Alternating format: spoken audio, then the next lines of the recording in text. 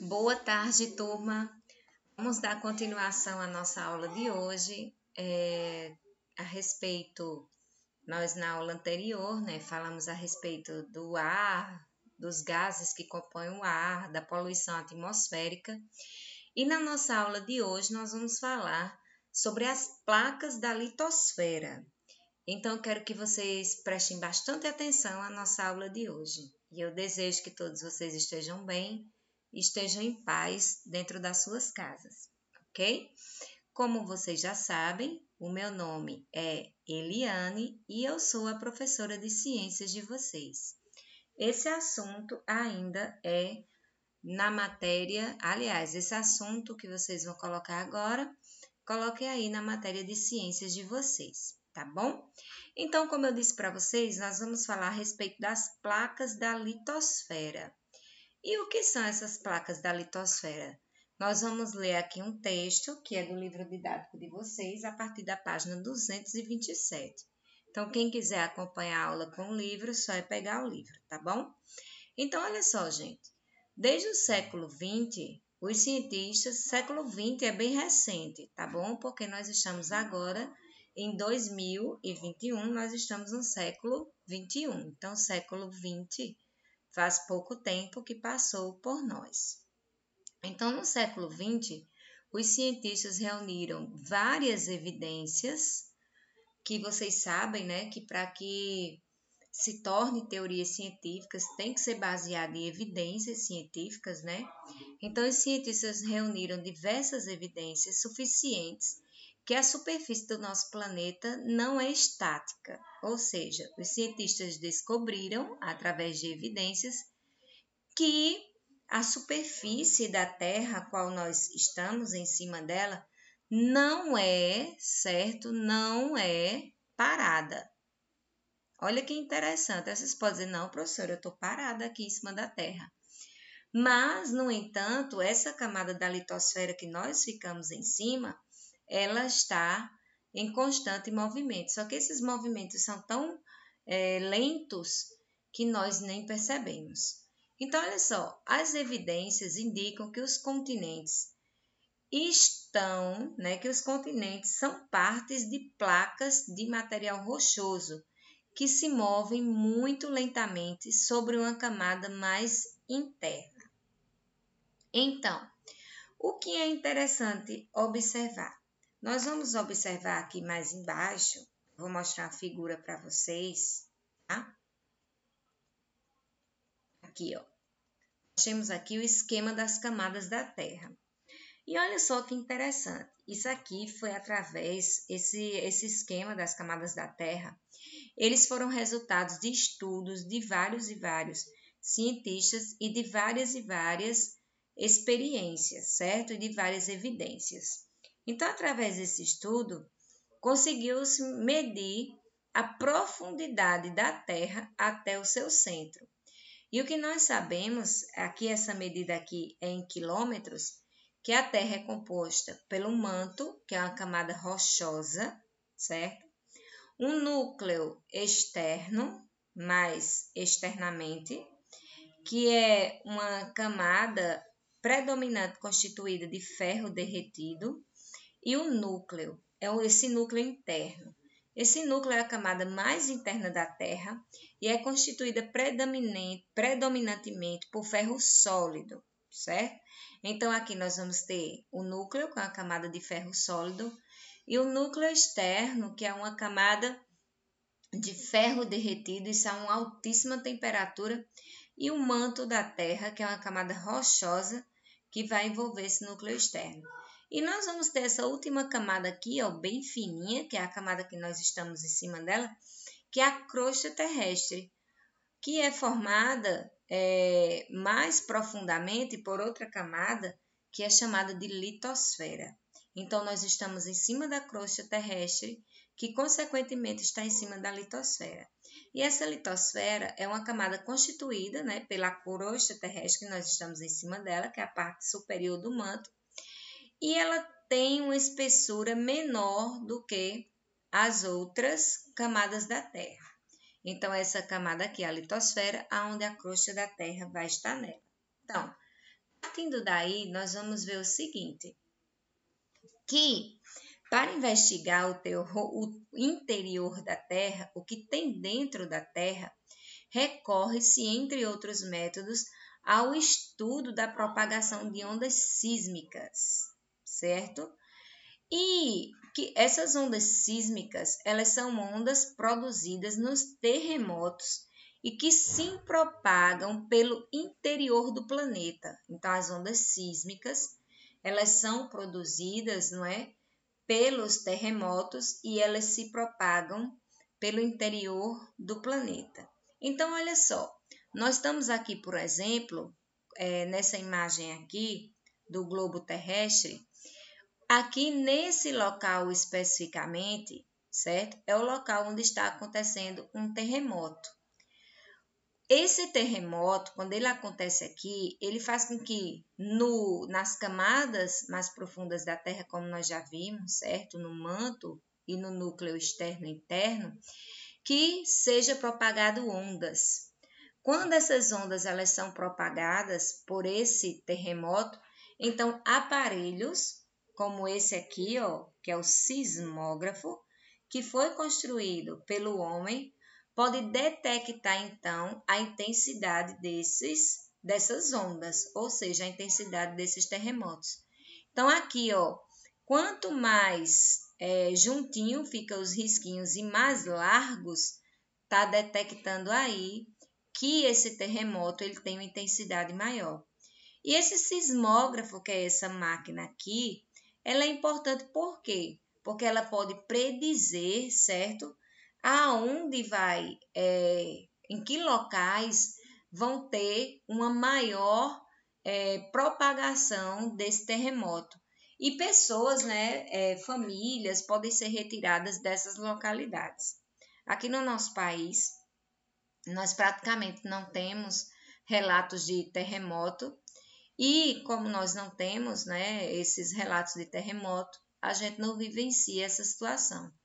Mas tem outros países que têm, sim, terremotos e eles precisam constantemente estar monitorando como é que a ação dos sismógrafos estão acontecendo, tá certo? Então, a primeira pergunta para a atividade de hoje, certo? É para que vocês digam, né, o que são ondas sísmicas, certo? Então, vocês vão colocar no seu caderno assim, primeira questão, atividade de ciências, primeira questão, o que são ondas sísmicas? Aí você coloca a data de hoje e responde o que são ondas sísmicas, tá bom? E qual o aparelho para identificar essas ondas? O aparelho eu disse agora, né, que são os sismógrafos, ok? Então, as placas, opa, aqui abriu, tem então as placas da litosfera. Então, olha só, na Antártida aconteceu um relato muito interessante, gente, muito interessante mesmo. Então, olha, um enigma na Antártida. Em 1908, há muito tempo atrás, uma expedição britânica à Antártida fez uma impressionante descoberta, que havia carvão mineral naquele continente. E por que isso é tão interessante que havia carvão mineral? Porque a Antártida, nessa época aqui, era praticamente toda coberta por gelo, praticamente não tinha vegetação. Mas eles descobriram que havia carvão vegetal naquela área. Carvão vegetal originado de quê? Originado das árvores. Naquele tempo, eles também observaram que existiam muitos fósseis de animais enterrados naquela região. Muitos geólogos e paleontólogos, escavando a região da Antártida, descobriram que tinha muitos fósseis de animais, sendo que naquela região, por ser muito fria, praticamente só existiam pequenos roedores e alguns animais do tipo. No entanto, eles encontraram fósseis de gigantescos animais naquela área. Então, e outra coisa, mais fascinante ainda, que naquela área tão remota, eles encontraram animais que estavam presentes na América do Sul, que é aqui na nossa América, onde o nosso Brasil está inserido, na África, na Índia e na Austrália. eles encontravam fósseis dos mesmos animais em regiões totalmente diferentes, aonde são cercadas por mares, né? Então, esses animais via mar não teriam acesso de como chegar a essas regiões. Então, foi a partir, né, desses estudos que alguns pesquisadores, como Alfred Wegener, que em 1880 a 1930, ele propôs uma explicação para isso. Ele sugeriu, então, que num passado geológico, todas as massas da Terra continental, ou seja, todos os continentes, eles estavam unidos, formando um único continente, a quem ele chamou de Pangeia, certo? Então, a segunda questão da atividade de hoje é vocês colocarem o significado do que é Pangeia, né?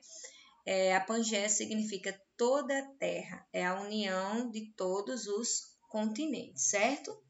Então, olha só, como não havia oceanos separando diferentes regiões, as formas de vida da época puderam então se dispersar de uma parte da Terra para outra. Isso há cerca de 180 milhões de anos atrás, então a escala geológica muito longa. Esse gigantesco continente começou a se partir e gradualmente as partes resultantes se separaram então uma das outras até chegar à posição atual. Então nós temos aqui, olha gente, deixa eu fechar aqui.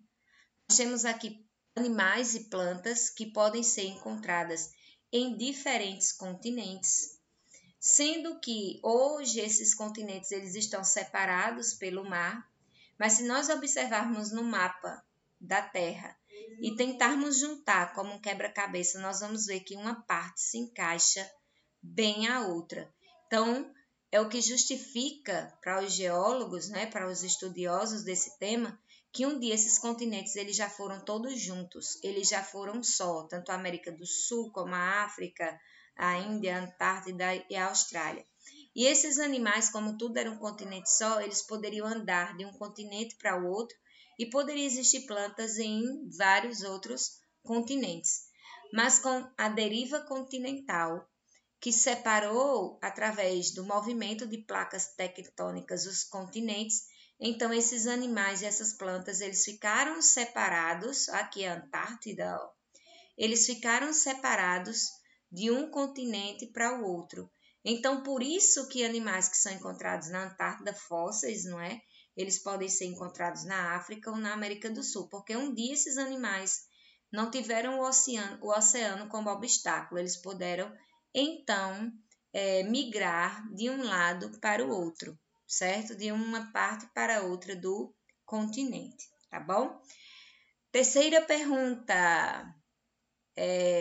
O que vocês acham a respeito disso, da deriva continental? Vocês acham que isso é interessante, né? Que como os estudiosos, como os cientistas, paleontólogos dizem, vocês acham que de fato é possível a existência da Pangeia, desse continente que antes era todo junto, e agora por causa da deriva das placas tectônicas eles se separaram?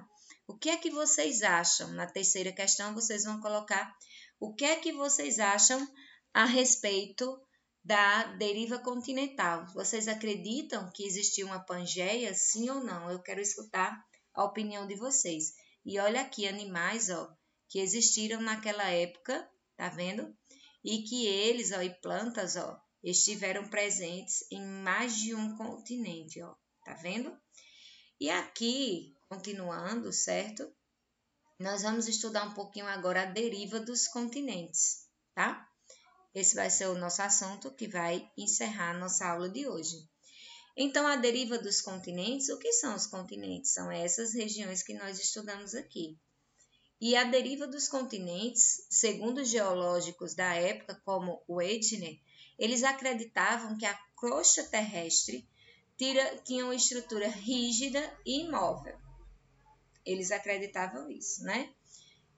Por isso, houve uma descrença quase que generalizada nos meios científicos com respeito à teoria que ele propôs. Então, os geólogos da mesma época de Wegener, eles acreditavam que a crosta da Terra não se movia. Então, eles não quiseram acreditar no que o Wegener propunha. Então, o Wegener, naquela época, ele foi um visionário, ele conseguiu ver à frente de todas essas outras pessoas que não acreditavam que isso é possível. Então, o Wegener, contudo, não fundamentou sua teoria apenas nas evidências de fósseis, não apenas no estudo dos restos daqueles animais que nós vimos anteriormente. Podemos citar pelo menos mais duas constatações que a sustentavam.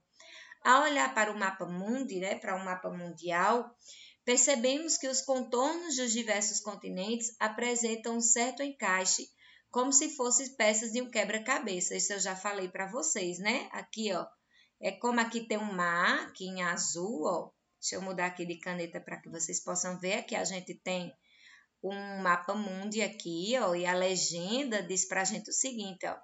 A plataforma continental aqui em azul é o mar. Aí nós vamos ter as formações rochosas, né? Aqui a gente tem as colorações da legenda dizendo o que cada coisa indica.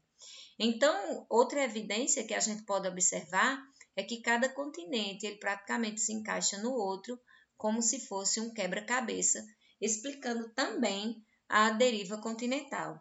E além do mais, o Wegener tinha conhecimento de que diferentes tipos de formações rochosas, caracterizadas pela composição e pela idade, existentes nos continentes de ambos os dos lados atuais do Oceano Atlântico, ocorreram em áreas que correspondem perfeitamente caso juntemos o mapa dos continentes como se fossem peças de um quebra-cabeça. Aqui, ó, essa aqui, por exemplo, rochosas antigas, essas rochas antigas, ó. Quando ele pega aqui tem um oceano no meio em azul, aí aqui tem a América do Sul e a África, quando ele pega aqui, ó, o mesmo tipo de rocha, só delimitado pelo oceano. Então, ele acontece aqui também, ó, acontece em várias situações. Então, a partir daí, até da análise de rocha, ele pôde provar, através dessas evidências, que a Pangeia existiu, certo? E que, através dessa Pangeia, houve a deriva continental e houve, então, a mudança desses continentes de lugar. Então, a quarta questão de hoje, eu quero que vocês respondam o seguinte, certo? Quais foram as evidências de Wegener para ele comprovar que houve o afastamento das placas, certo? Tectônicas, né? Que houve um afastamento dessas placas, então afastando os continentes uns dos outros. Eu já citei algumas evidências aqui, como os fósseis, por um exemplo, como o encaixe, né, dos continentes uns aos outros, como se fosse um quebra-cabeça, e através do estudo das rochas, das geológicas. Então, vocês podem colocar essas três evidências, ou podem continuar lendo esse texto maravilhoso da deriva dos continentes que está aí no livro de vocês, na página 229. E aí nós vamos continuar nosso próximo assunto na próxima aula, que é onde a gente vai continuar daqui, onde nós paramos. Então, façam essas 4 questões no caderno de vocês, tirem uma foto e enviem para mim. Essa é a nossa aula e a nossa atividade de hoje. Um abraço para vocês, fiquem com Deus e até a nossa próxima aula. Qualquer dúvida, falem comigo no privado que eu estarei para atender vocês. Um abraço.